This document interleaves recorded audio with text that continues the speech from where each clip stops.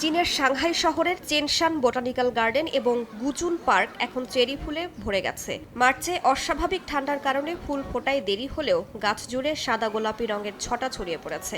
১৫০০ metre দীর্ঘ cherry blossom দেখতে দর্শনার্থীরা ভিড় করছেন। উদ্যান কর্তৃপক্ষ বলছে এরই মধ্যে ৫০% বেশি ফুল ফুটেছে এবং আগামী এক সপ্তাহই থাকবে সবচেয়ে ভালো সময়। ৫ এপ্রিলের কিংবিং উৎসব ঘিরে ধরা হচ্ছে পিক সিজন, ফলে স্থানীয় বাসিন্দা থেকে শুরু করে বিদেশি পর্যটকরাও ভিড় জমাচ্ছেন এই সময়টাতে।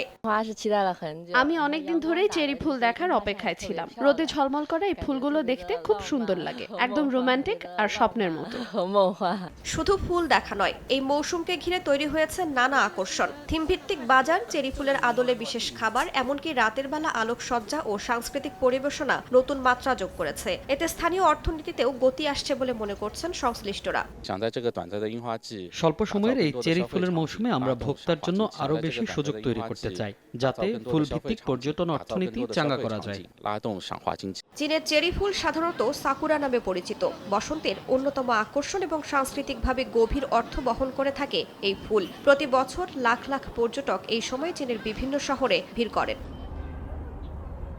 রাইসা জান্নাত, সময় সংবাদ।